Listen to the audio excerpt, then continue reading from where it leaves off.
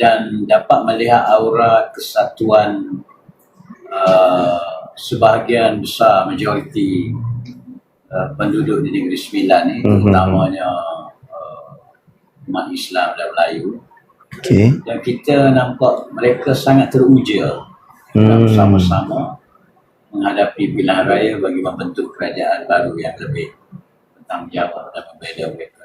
Berbanding dengan Johor tu rasa sejuk, suam-suam.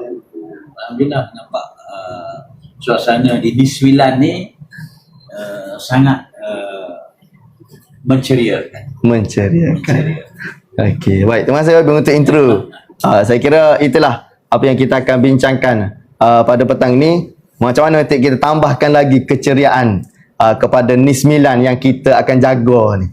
Baik Wabi, jadi membuka perbincangan kita pada petang ni, maka Wabi adalah ahli Dewan Undangan Negeri daripada Negeri Kelantan. Skeptikal je bila kita sebut Negeri Kelantan ni, dia akan dikenali sebagai negeri yang duduk pada pentadbiran Pantai Timur. Maksudnya bila budaya Pantai Timur ni boleh nak buat di Kelantan. Kenapa nak mengkelantankan Negeri Sembilan pula dalam PRN kali ni? Jadi boleh Wabi terangkan kepada yang bersama dengan kita pada petang ni, model macam mana yang kita nak bawa supaya Kelantan dapat kita jaga seperti sebelum ni, dan bila kita pegang Negeri Sembilan, kita memerintah Negeri Sembilan, dan kita pastikan Negeri Sembilan Kelantan sama dan lebih baik daripada negeri-negeri lain yang tidak diperintah oleh kita. Negeri Sembilan ni dari segi jalur pembentukan negeri itu berdasarkan adat berparti. Dan lain-lain negeri di seluruh Malaysia semenanjung termasuk Kelantan tu adat Temanggung. Bezanya antara dua adat ini ialah adat berparti mengutamakan jalur keibuan, iaitu dari sudut jalur keturunan dan harta pusaka, warisan harta pusaka. Ini yang utama lah, yang orang duk sebut macam mana tak boleh nak sama pemerintahan Kelantan, Terengganu, Kedah atau lain-lain negeri ke Negeri Sembilan.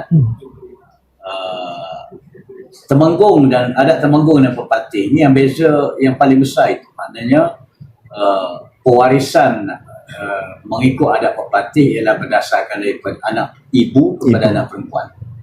Warisan daripada dalam konteks adat Temanggung ialah daripada susu jalur bapa.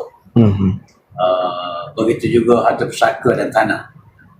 Adat Temanggung dia direct kepada lelaki, dan maknanya dia terus translate kepada faraid. Selain daripada itu, yang di Negeri Sembilan adat Pepatih ni dalam konteks kerangka pemerintahan awal. Sebab Negeri Sembilan ni dia dibina, diasaskan berdasarkan 4 wilayah utama, 4 undang yang dia jadi krisis. Negeri Sembilan ni dia suku-suku dia daripada buapa kepada lembaga kepada undang baru yang Chongsa. Jadi dari sudut pentadbirannya sebenarnya adat Pepatih ni lebih demokrasi. Sebab raja mereka dalam konteks perlembagaan memerintah secara musyawarah. Dia raja yang berlima. Lain-lain negeri, Kelantan, semua negeri lah, raja yang satu, sultan yang satu. Yang dilantik direct adalah Mahdi Kerajaan, tapi bukan daripada 4 wilayah yang besar. Jadi sebenarnya dalam konteks musyawarah ni, adat Pepatih dalam konteks itu lebih dekat dengan Islam. Tapi pokoknya saya melihat tak ada beza. Kelantan baik, Terengganu baik, seluruh negara baik, sebab kita mendukung kerangka demokrasi yang sama. Undang-undang tubuh di Negeri Sembilan sama dengan undang tubuh lain. Yang membezakan adalah pewarisan harta pusaka dan juga cara mereka melatih raja. Tempat kita sultan, tempat sini yang tuan, tapi yang tuan tu sama 4 undang. Saya tak nak ulas yang itu. Saya nak sebutnya ialah bila kita mendukung satu kerangka demokrasi yang sama. Sebab itu Negeri Sembilan juga ada pilihan raya. Ada DUN, ada parlimen. Konsep kebertanggungjawaban, konsep ketelusan, integrity, accountability adalah sama. Adalah sama di mana-mana. Jadi apapun konsep adalah di negeri-negeri SG4, dia mengutamakan pemerintahan berdasarkan prinsip keadilan Islam, amanah, bertanggungjawab, integriti, kebajikan. Semua tu boleh diterapkan, tak ada masalah. Kita boleh fit in dalam kerangka yang sedia ada. Jadi kalau kita Perikatan Nasional dan Barisan Nasional bersama boleh mengambil alih tampuk kekuasaan Negeri Sembilan, maknanya model keadilan Islam itu dapat terus diterjemahkan dalam kerangka perlembagaan dalam tubuh Negeri Sembilan. Jadi tak perlu bimbang. Sebab apa pun prinsip Islam dan prinsip dia itu bukan milik orang Kelantan pun. Milik seluruh ummah di seluruhnya. Cuma mungkin daripada sejarah, daripada pembawaan tu, negeri-negeri Melayu di Pantai Timur dia lebih dekat mengamalkan, dia lebih dekat dengan pengaruh itu. Jadi dia bergerak dulu puluhan tahun. Jadi Negeri Sembilan ni pun tak jauh. Jadi saya tidak fikir itu membezakan atau mengekang corak ataupun pendekatan dalam memerintah sesebuah negeri dan negara. Okey, baik. Terima kasih YB untuk soalan yang pertama. Tadi kita ada sebut, YB ada sebut tentang Negeri Sembilan ni dilantik, raja dilantik oleh undang yang 4. Kalau kita nak kait dengan isu yang berlaku sebelum ni, berlakunya pilihan raya Negeri Sembilan ni adalah kerana krisis yang berlaku. Maka tawaran Perikatan Nasional masuk ke pilihan raya ni adalah untuk menjaga kehormatan dan juga undang-undang yang ada lah. Maka bila kita kata begitu, kenapa ada yang masih menolak supaya kita menjaga hak istana dan sebagainya tu? Puluhan tahun dahulu Negeri Sembilan diperintah oleh Parti Besar Melayu, UMNO, Barisan Nasional. PAS tak pernah lagi. Baru sejak 2018 Negeri Sembilan jatuh dan dikuasai oleh PH. Maknanya puluhan tahun, lebih 50 tahun yang lampau sejak negara kita merdeka, Negeri Sembilan diperintah dengan aman dan sejahtera oleh Barisan Nasional dalam konteks rakyatnya, hubungan dengan raja. Itu membawa maksud bahawa Barisan Nasional telah menunjukkan satu rekod dia tak ganggu urusan istana. Yang saya nampak, Pakatan Harapan seolah-olah campur tangan dalam pertikaian. Ialah di mana-mana pun Sultan dengan kerabat-kerabat ada sedikit sebanyak isu yang melanda, tapi soalnya ialah kebijaksanaan pemimpin negeri menguruskan. Tapi yang saya nampak dalam krisis ini, PH take side. Termasuk PMX. PMX bila ada krisis, ya umum kita bersama dengan yang tuan. Saya tak nak saya nak kata begini, saya nak kata sebagai sebuah kerajaan, you tak boleh campur dengan istana. Walaupun you Perdana Menteri, walaupun awak seorang ketua menteri, menteri besar. Pendirian sepatutnya begitu. Pendirian sepatutnya kita mesti tak boleh ganggu. Biar ada urusan istana tu, dia ada jalur undang-undang. Dia ada jalur, ialah apatah lagi dalam konteks adat perpati.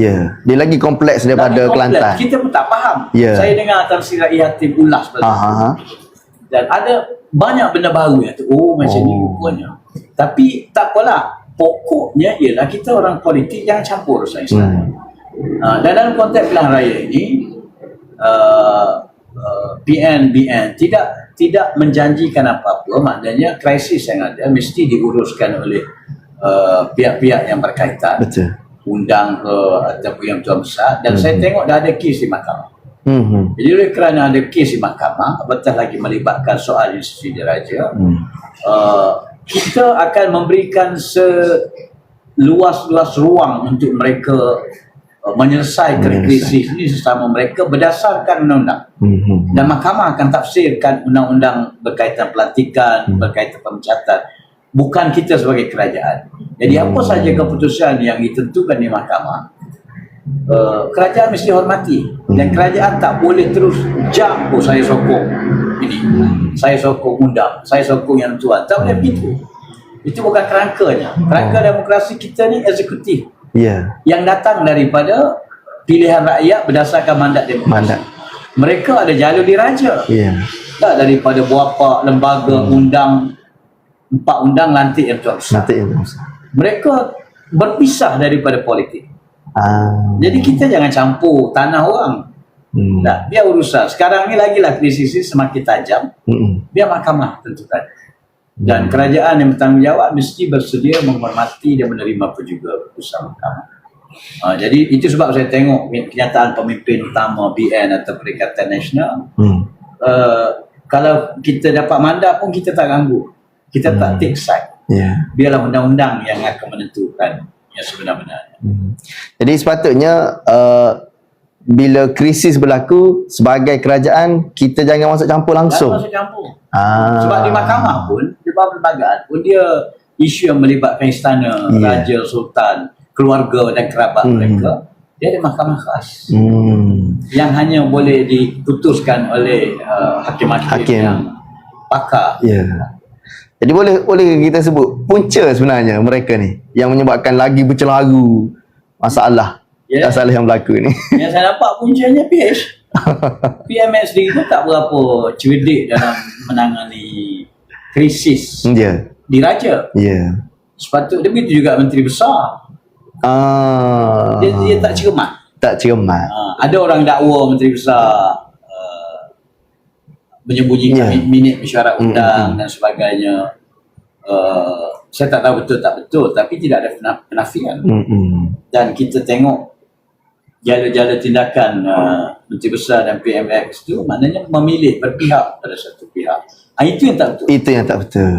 Bila kita defend satu orang, kita mesti expect rival ini akan bertindak balas. So bila bertindak balas dalam isu yang sensitif, dia akan meletup.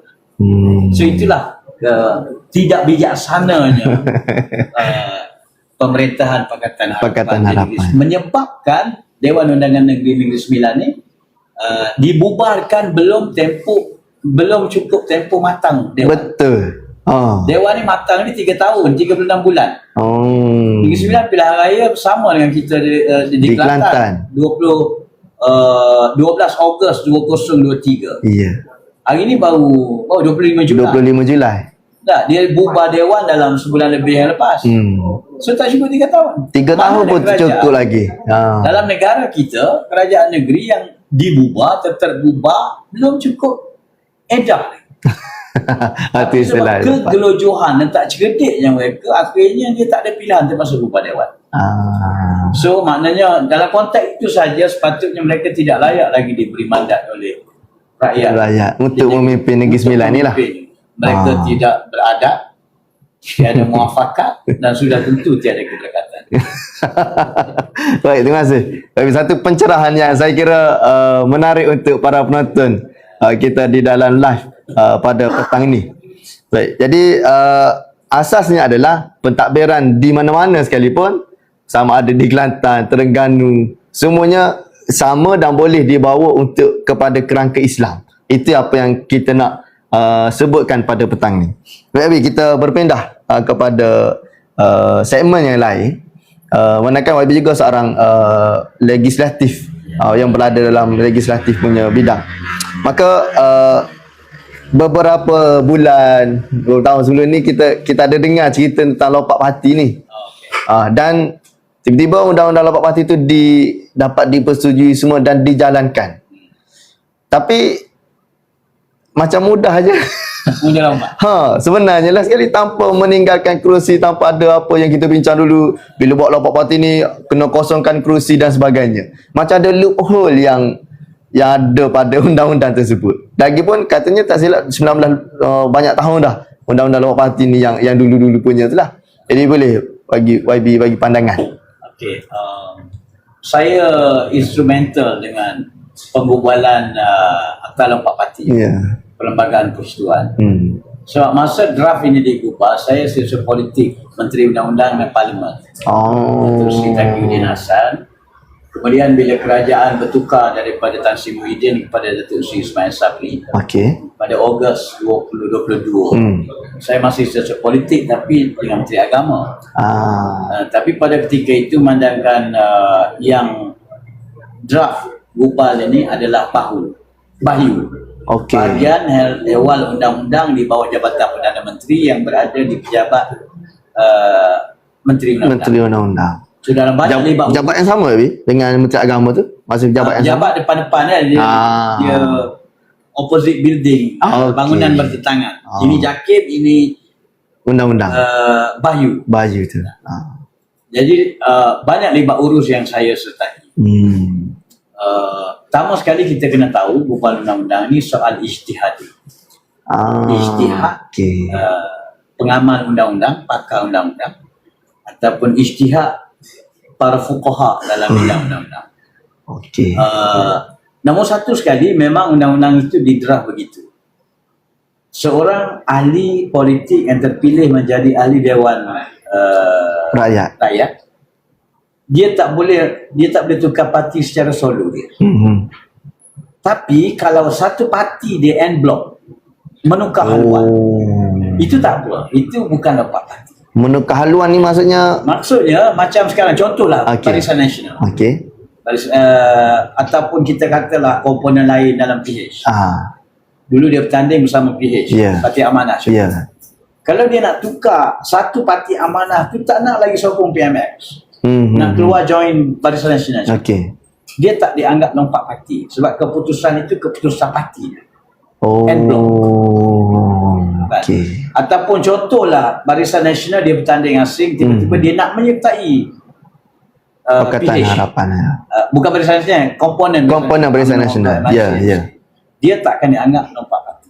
Tapi kalau any individu yang bertanding guna logo tu, tiba-tiba dia logo lompat, sama ada dia keluar parti, isytihar keluar parti, ataupun dia isi borang keahlian yang baru, ataupun dia berhenti menjadi ahli, dia nak jadi bebas. Itu juga adalah lompat parti. Timbul persoalan, kenapa orang yang dipecat daripada parti tidak dianggap lompat parti? Itu yang banyak tak? Memang masa kita draft tu, suasana pada politik masih. Sebab tu saya kata buat undang-undang ni soal ijtihad pada zaman itu.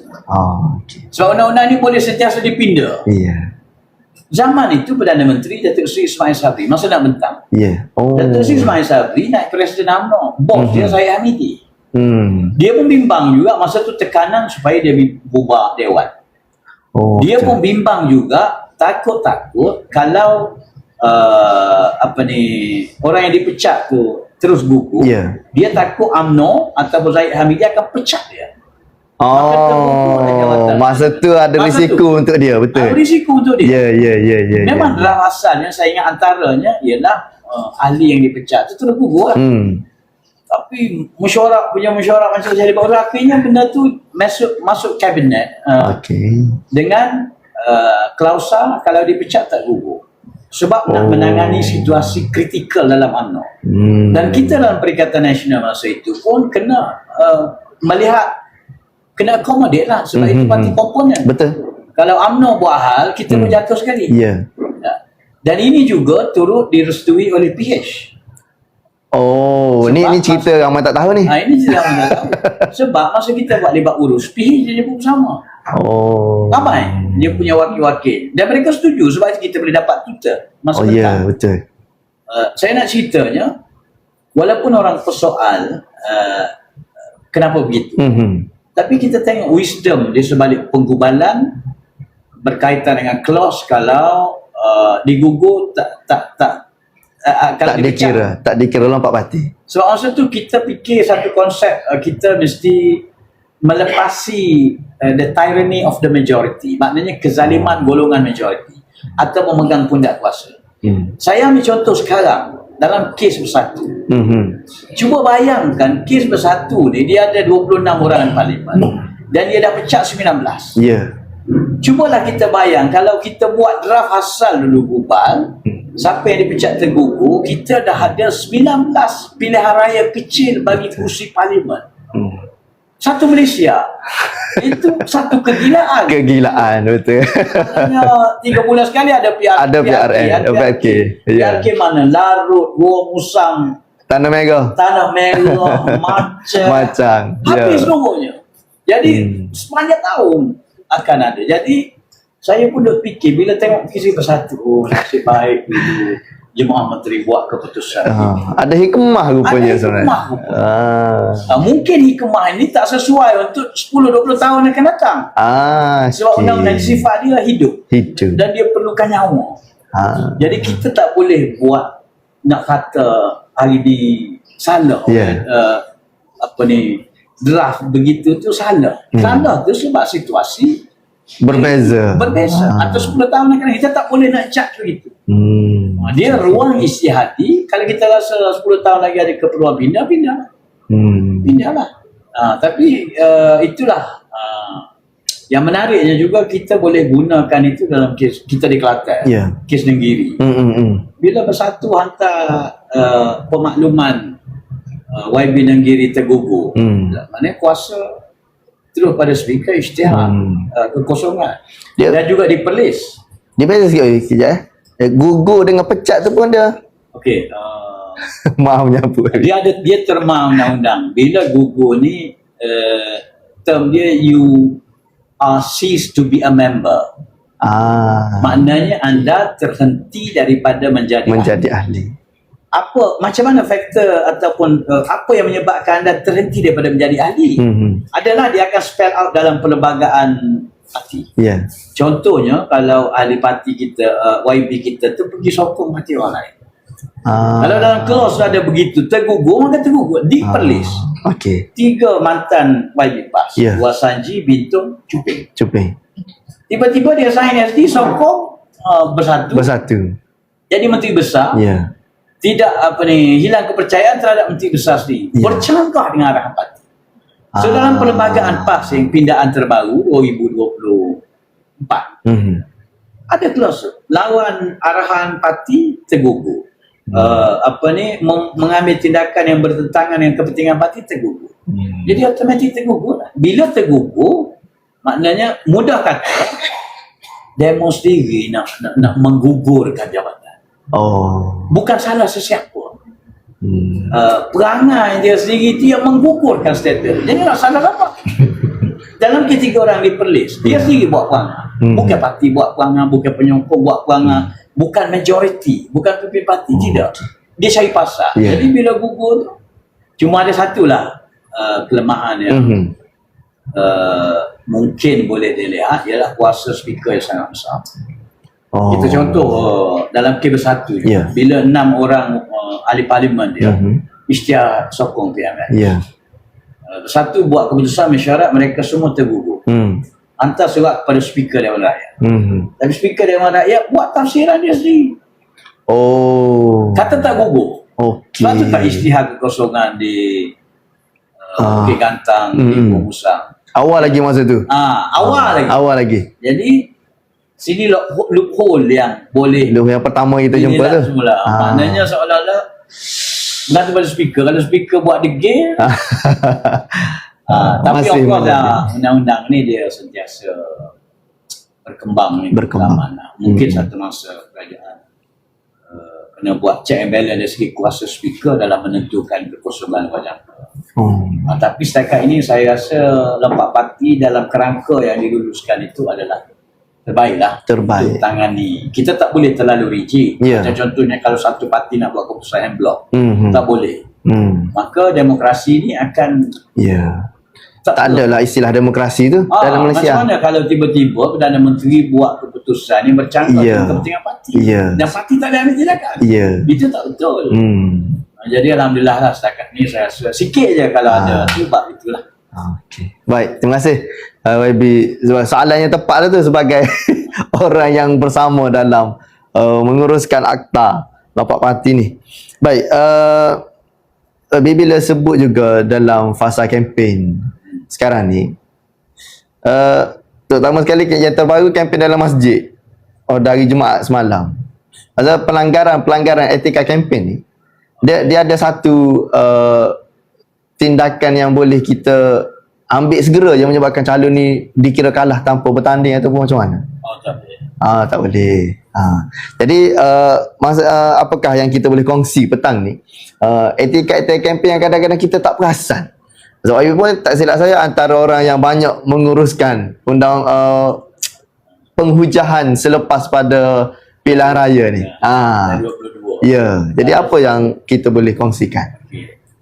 Tak ada sejarah lagi petisi pilihan raya dibicarakan sebanyak 6 petisi. Betul. Musang, Marang, Kemaman, Kuala Terengganu, Putrajaya, satu lagi apa? Masjid Tanah. Masjid Tanah. Betul. Saya nak sebut begini, benda yang kita tak perasan. Dia kesalahan pilihan raya ni ada dua. Satu, sogokan. Tapi sogokan ni mesti mempengaruhi undi. Okey.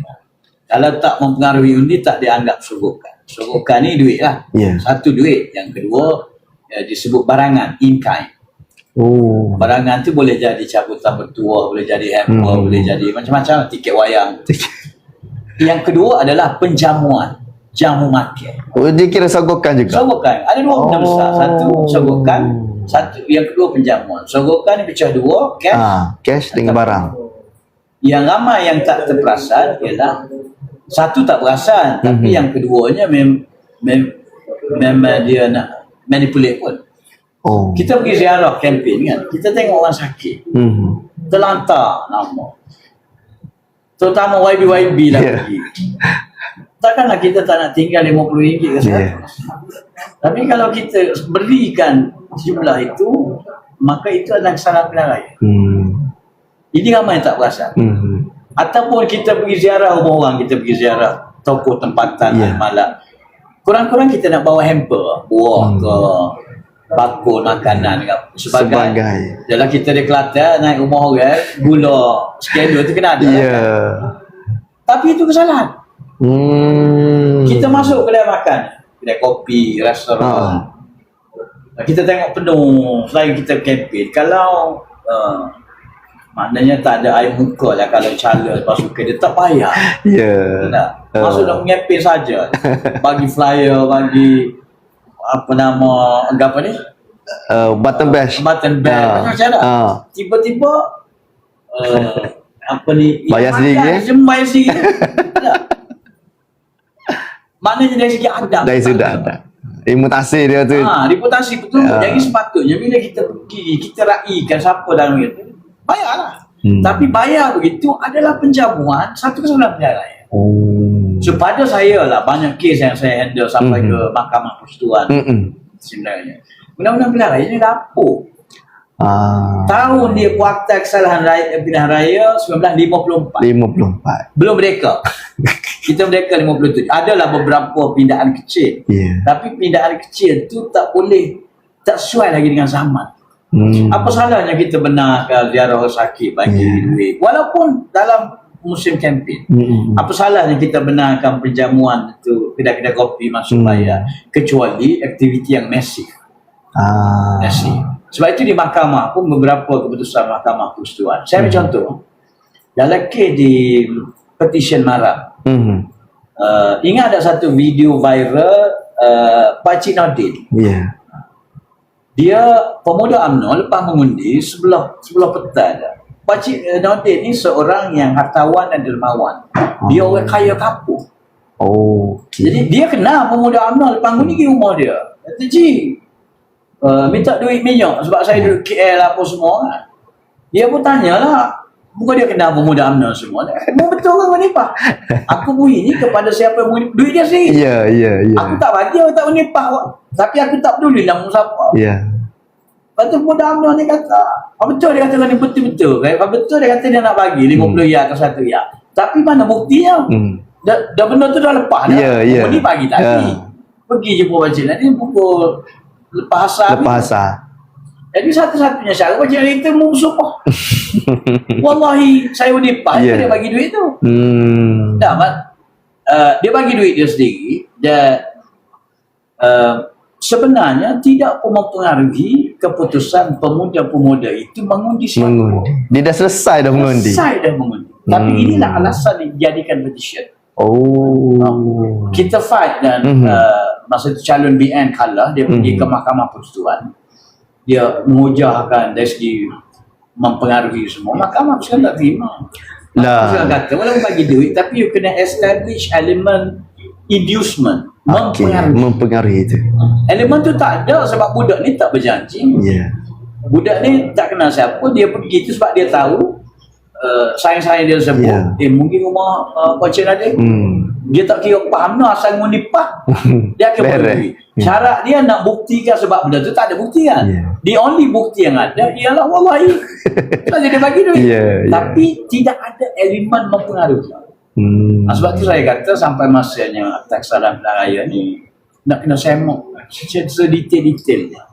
Tapi apa pun berbalik pada soalan, itulah kesilapan yang biasa dilakukan oleh semua parti. Semua parti. Kita naik semua parti sebenarnya. Semua parti. Hanya siapa bernasib baik tak tertangkap. Kalau bernasib tak baik, ejen parti itu sendiri, pegawai media dia post dekat Facebook. Dia nak elan benda lain, nak bayar ada ziarah. Tukar gambar. Bagi ada sampo kan. Pada saya benda-benda begitu, zaman moden ni rakyat kita dah tahu dia nak menuju siapa. Dia punya gerak hati dia tahu dah. Tokoh mana dia minat. Setakat 50 ya handphone tu tak boleh mengubah undi lah pada saya. Jadi itulah hati-hati. Satu lagi yang saya nak sebut tadi, kesalahan pilihan raya ni, bak kempen ni dia tak ada sebut tempat mana boleh, tempat mana tak boleh. So kalau nak bagi flyer dalam masjid tu tak ada isu. Di luar masjid tak ada isu. Tak ada isu sebenarnya. Cuma itu kadang-kadang ditentukan oleh PBT. So dia bergantung kepada PBT setempat tu lah. Cuma kebiasaannya PBT akan buat larangan tu nak jaga keharmonian. Contohnya kalau kita pergi solat Jumaat, tiba-tiba PH tu bagi flyer dia, Barisan Nasional tu bagi, takut sama-sama dia tu akan bala, kata mengata macam-macam lah keharmonian. Tapi dalam prinsipal akta tu tak ada. So dia tak ada sebenarnya tempat larangan untuk berkempen tu tak ada. Tak ada. Baik. Jadi saya tertarik bila tadi kita bincang tentang lompat parti. Lepas tu tentang kesalahan pilihan raya. Maksudnya yang lebih penting selepas lompat parti digubat, akta lompat parti digubat, akta pilihan raya ni yang sepatutnya dibuat segera penambahbaikan ni. Ya, betul. Akta pilihan raya ni sampai masa yang sangat-sangat perlu di revamp sepenuhnya. Betul. Kena kalau enjin kena overhaul. Apa tu? Ataupun buat tu ambil yang baru. Antara PT beli hafkah. Kita nak suka tapi itulah undang-undang berkaitan dengan pilihan raya. Benda yang sangat-sangat apa. Satu lagi saya sajalah nak cuik. Maksudnya undang-undang pilihan raya, kempen pilihan raya, akta kesalahan kempen ni boleh digunakan untuk yang kalah sebenarnya. Orang mana dia tak dulu. Maksudnya boleh demo kalah. Saya kata begini, benda yang paling tak logik dalam akta pilihan raya. Contoh, jamuan penjamuan tidak boleh dilakukan, dia punya term dalam undang-undang before, during and after. Sebelum, semasa dan selepas. Kalau sebelum ni kita boleh faham lah daripada hari penamaan calon sehingga hari mengundi. Semasa ni waktu kempen kita boleh faham. After. Selepas. Dah umum dah menang pilihan raya calon Haji Kamarul. Umum 1 Ogos pukul 12 malam jadi YB semula. Dan kita menang besar contoh. Tapi kita nak buat jamuan persyukuran kepada jentera, orang tak boleh. Sebab termak after tu dia tak ada tempoh masa. Peguam UMNO berhujah dengan saya berdepan dalam kes dan petition. Dia kata masa tak boleh ada penjamuan ni sehingga ke pilihan raya yang baru. Allah. Tak masuk akal. Tapi itulah undang-undang yang sangat terbuka.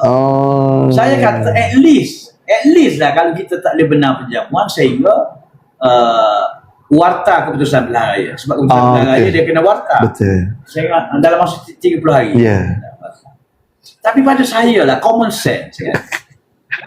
Semua orang dah mengundi, dah menunaikan tanggungjawab, memilih kerajaan, memilih YB. Jadi sampai masa bila kita menang ke, kalah ke, kita nak raikan petugas, kita nak raikan pengundi. Apa salahnya melai lembu, melai kubah? Dah, jamulah sampai habis harta. Sebab keputusan tak gaul apa. Tapi akta kesalahan pilihan raya tak boleh. Yang betapa kita nak kata apa? Jumut yang kata tak boleh, dan boleh diinterpretasi sehingga habis penggal. Mudah-mudahan sehingga habis penggal. Lepas tu sebelum penamaan tu tak boleh buat pula. Dia tahu dia during, before, during, dan after. Ini semua kalu yang perlu diubah lah. Yang diwarisi daripada zaman penjajah lagi. Sama penjajah lagi. Bagi bandak pada kita. InsyaAllah saya jadi menteri undang-undang. Ini kita tengok.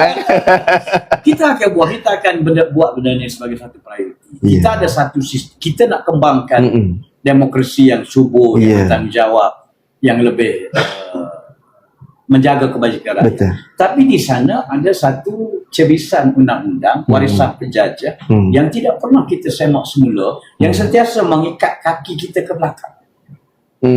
Jadi kita tak terdepan pun untuk kemajuan tu. Itulah. Sebab secara hakikatnya dan nak ambil penggal pun macam tak ada unsur pun untuk nak baiki benda tu. Tak ada. Jadi kalau tak ada siapa yang nak tepuk. Yang kita yang buat. Jadi kena bagi kat kita untuk kerajaan pusat nanti pun kita akan buat. Janji kita akan revamp semua. InsyaAllah. Kalau jadi YB Menteri Undang-Undang pula lagilah boleh. Okey, baik. Jadi para penonton sekalian, terima kasih YB untuk perbincangan seterusnya. Jadi kita sudah lama dah live kita ni. Jadi mana yang tak share, yang tak follow, yang tak komen tu boleh masukkan lagi penonton-penonton kita untuk kita sambung perbincangan. Kita nak habis dah ni sikit lagi. Ada dalam beberapa soalan lagi, lepas tu kita akan tutup perbincangan kita pada petang ni. Baik, Abi, kita selesai tentang pilihan raya. Kita masuk tentang bila kita masuk dalam pilihan raya Negeri Sembilan, kita bermula dengan Johor lagi lah. Sudah diwar-warkan tentang penyatuan ummah. Tapi di Johor penyatuan ummah, kalau orang yang akan tengok penyatuan ummah yang pening lah. Macam penyatuan ummah tapi bertanding, berlawan sesama sendiri. Bila once saja masuk ke Negeri Sembilan, tak umum lagi calon pihak lawan bising lah. Kalau kita perasan, kita tak umum lagi calon siapa bertanding. Tapi bila dah umum sikit je, maksud memang menjadi betul ni. Dia penyatuan ummah yang bermula di Johor sehingga ke Negeri Sembilan. Dan saya quote kata-kata daripada YB Ustaz Afnan semalam, katanya akan masak di Putrajaya nanti. Pandangan YB dan kalau ada apa yang boleh dikongsi pada petang ini YB. Pertama sekali seluruh rakyat Johor, Barisan Nasional Johor perlu berterima kasih kepada PAS dan Perikatan Nasional yang dipimpin oleh PAS. Walaupun ada krisis, jangan dengan bersatu. Di Johor kita menjadi lilin. Kita menjadi lilin dengan tidak bertanding kita bertanding 11 kan?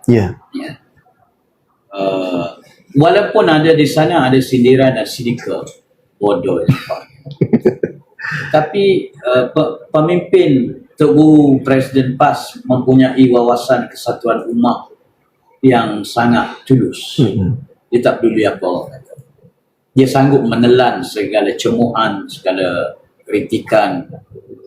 Tapi bila kita menjadi lilin di Johor, BN menang besar 49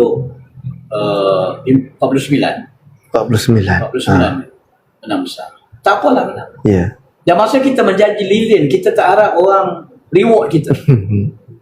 Sebab pengorbanan itu dilakukan kerana kita nak lihat umat bersatu. Yang reward kita yang pasti adalah Allah Ta'ala. Kita tak harap nak reward kerusi, nak beri balas jasa adonatikan, tak ada. Tapi kita nak tengok umat bersatu. Kenapa? Kerana kita dah berada dua penggal pemerintahan Pakatan Harapan 2018, 2022 sampai sekarang. Kecuali lah masa 3 tahun 33 bulan. Dan kita tengok bagaimana kehancuran berlaku kepada kuasa dominasi Islam dan Melayu di Malaysia. Betul. Dengan perjuangan dia nak bela babi, dengan urat, dan macam-macam. Jadi PAN mengambil pendekatan di Johor, kita dahulukan masyarakat. Dan bila Barisan Nasional, ini saya punya pemerhatian, dia tengok kesan. Sebenarnya dalam UMNO ni pun majoriti tak nak dengan PH. Pandangan saya lah, ada satu dua pimpinan dia bimbang kalau tak bersama PH kena dakwa ke, masuk J ke. Tapi majoritinya kalau kita tengok tak mau. Jadi mereka mengambil sikap bila di Johor Manjid. Negeri Sembilan ni adalah negeri yang diperintah oleh PH. Negeri Sembilan ni masyarakatnya majmuk. Sesiapa pun boleh ambil alih kuasa. Hanya dengan penyatuan sahaja boleh mengekang pengaruh PH. Jadi dengan pengorbanan menjadi lilinnya Perikatan Nasional PAS di Johor. Jadi teori ini telah terbukti. Jadi Perikatan Nasional BN terus buat rundingan awal. Supaya kita boleh masuk pilihan raya melalui Electoral Pact. Dipanggil persefahaman. Tempat awak bertanding, saya tak tanding. Dan kita berkempen bersama. Dan saya perhatikan dari hari penamaan calon lagi. Dia punya aura tu. Betul. Kita yakin kita akan menang 100%. Allah. Tinggal lagi boleh tutup atau tidak. Gelombang biru tu daripada awal lagi. Gelombang biru ni telah terus gelombang merah. Tak ada gelombang lah merah ni mana. Tak ada, pergilah ke mana-mana. Cuma kita galak sikit apabila rakan kita bersatu buat perangai gitulah. Tapi tak apalah, dalam perjuangan ni Allah dah tunjuk dah. Tak, mana ada agenda lain tu dia akan tersisih. Tapi saya setuju sangat-sangat dengan Afnan. Kalau kita menang besar di sini, BNPH, tubuh kerajaan, tutup, dia akan validate ataupun mengesahkan bahawa dalam Malaysia ni satu-satunya formula untuk menjaga dominasi Melayu Islam ni ialah PN dengan BN mesti mengadakan kerjasama. Tak bergabung pun tak apa.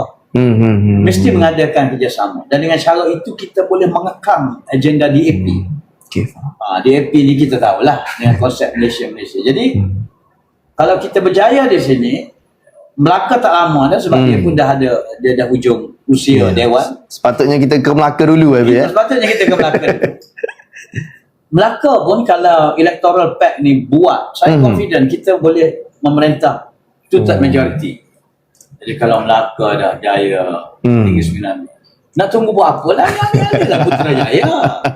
Nah, sebab akta Melapak Parti itu tidak mengekang BN secara en blok. En blok tu tadi Tidak mengekang BN secara en blok. Ada 30 BN. BN ada berapa? 60 tolak 6. 69. Boleh bincang dengan GPS di Sarawak, boleh bincang JRL di Sabah. Form government, tendang je lah PM. Tendang saja. Ini bukan soal tebu atap. Perlembagaan di-draft dengan kebijaksanaan supaya dinamika politik itu boleh berlaku bagi menangani isu negara yang lebih besar. Dinamika dia hidup. Terpulang kepada arkitek politik parti yang menjadi pemain utama untuk menggerakkan. Dan sekarang kita ada wawasan yang menguatkan nak mengisi vacuum yang ditinggalkan oleh Bersatu. Bahkan lebih kuat daripada Bersatu. Lebih kuat. Semua orang tahu. Jadi kita tak perlu ambil alih Putrajaya. Kita ada daripada sekarang Ogos ataupun September. Jangka hayat Dewan Rakyat ni Februari 2028. Betul. Setahun lebih lagi. Dan saya tak fikir PMX dan PH berani bubar parlimen dalam masa terdekat ni. Kalau bubar memang 100% dia kalah. Dia nak bubar buat apa kan? Kalau kita fikir kita nyawa-nyawa ikan, bubar confirm kalah. Baik aku spend setahun setengah yang ada lagi ni, untuk guna sepenuhnya kuasa untuk ni. Okey. Tapi dia pun tahu dia berada di hujung tanduk. UMNO, PN dengan BN ni dah dia panggil apa? Operator politik ni dah lincah dia bawa. Yeah. Sebab kita dengar ada pertemuan walaupun benda tu fake kan. Tapi rakyat pun dah boleh baca strategi.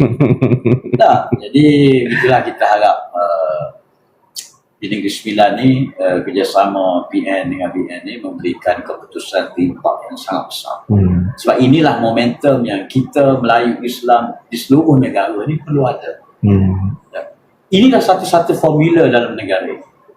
Kalau kita PN dan BN masih lagi dengan sikap yang lama, hanya nak serve beberapa kepentingan pemimpin politik tertentu, akhirnya yang rugi kita. Betul. Kita tengok DAP berkuasa sepenggal ni habis.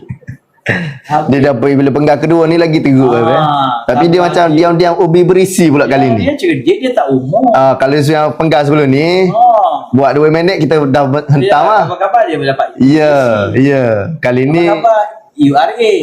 Betul. Cuma babi je nanti babi tu aku tegak ya. Ya, kalau tidak habis jadi babi tu. Tapi masalah dia yang menjadi woyi badut. Khadam dia. Ya. Melayu pemimpin Melayu Islam. Yang duk berjuang nak bela babi, esko daripada amanah. Yang mempertahankan. MB Selangor dia pada fikir PMSD dia pada fikir jadi orang Melayu aduh bertembung dengan Sultan banyak lagi lah jadi buah catur lah buah catur lah betul lah yang Datuk Sri Sanusi sebut watak buang ceramah dia, saya setuju sangat lah. Okey, baik. Kita harap kita 1 Ogos ni akan melakar sejarah yang besar untuk masa depan, bukan saja di Negeri Sembilan, Melaka, bahkan ke seluruh negara. Jadi kita ambil alih Putrajaya mengikut apa yang dibenarkan oleh undang-undang, dan kita akan mengisi mandat yang ada dan masuki pilihan raya 16 sebagai sebuah kerajaan untuk membela Melayu, Islam dan seluruhnya. Baik, terima kasih. Maybe saya kira untuk soalan tu habis dah daripada saya kepada YB. Jadi kepada para penonton sekalian, jangan lupa untuk boleh lagi sempat lagi share live kita kepada yang lain. Okay, YB penutup untuk petang ni. Kalau tadi macam nak landing tu, tapi saya nak bagi landing sekali lagi yang lebih tuntas, khasnya kepada pengundi-pengundi di Don Parai. Terutama sekali pengundi ahli-ahli PAS, ahli Barisan Nasional. Kalau boleh YB seru kepada para ahli kita. Silakan YB. Parai ni sangat dekat dengan saya lah. Bapa betul saya duduk di Taman Tuanku Jaafar. Bapa betul saya dengan keluarga latarnya adalah keluarga UMNO. Sebelum masa saya kahwin, kemudian lama selepas tu. Alhamdulillah dia menyokong lah, saya tak kata masuk PN. Tapi apa yang disebut oleh bapa mentua saya dan keluarga sebagai orang tempatan, dia mula-mula melihat persepsi kepada calon PAS wakil rakyat PAS ni, dia tak boleh nak imagine. Sebab puluhan tahun tu UMNO memerintah, YB semua. Muncullah takdir Allah YB Tuan Haji Kamarul.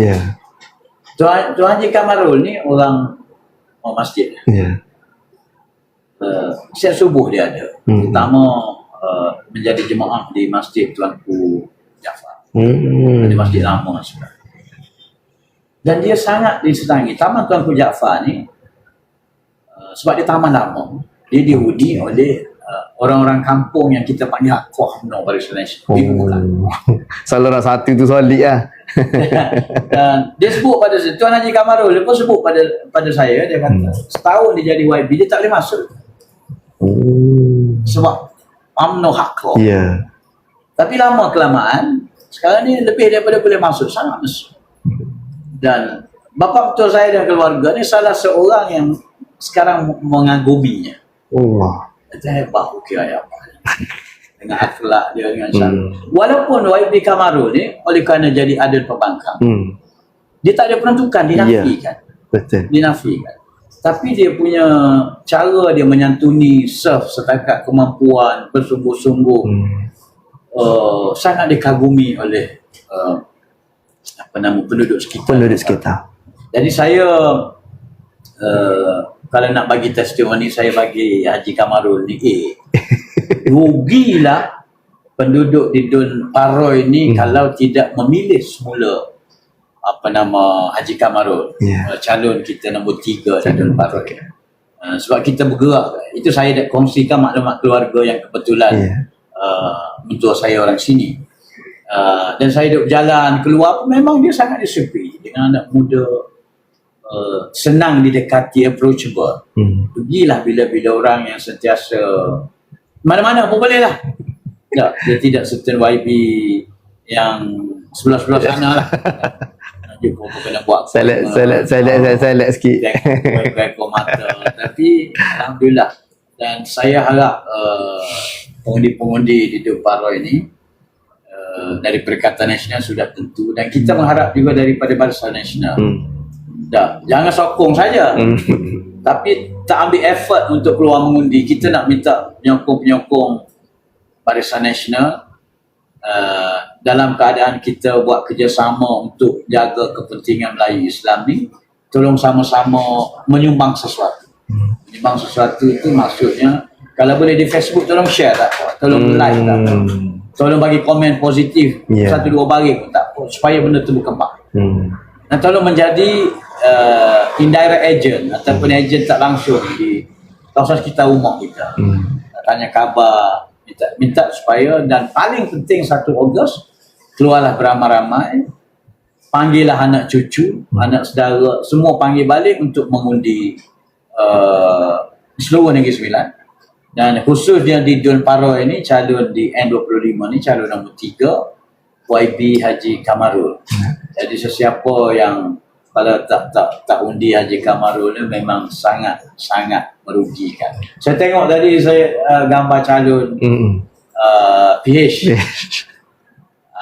Parti Amanah ke dia? Parti Amanah. Ustaz apa? SU kepada Menteri Besar yang dulu, Ustaz Syahir. Nampak orang muda pada saya belum ada track record yang baik lagi. Mungkin boleh cuba dia. Jemput tahniah, cuba lagi. Ya, proven. Ini memang proven. Jadi sementara dia sihat, boleh berkhidmat dan terbukti sangat disukai oleh masyarakat di Paroi ini, maka undilah calon nombor 3 N25 Dun Paroi. InsyaAllah 1 Ogos kita sambung kemenangan. InsyaAllah. Baik, terima kasih sekali lagi kepada YB Wan Rahimi kerana sudi bersama dengan kita pada petang ini. Jadi kepada para penonton sekalian, jangan lupa kita jumpa lagi pada sesi live yang akan datang. Nismilan kita jaga, berkat, beradat, muafakat, berkat.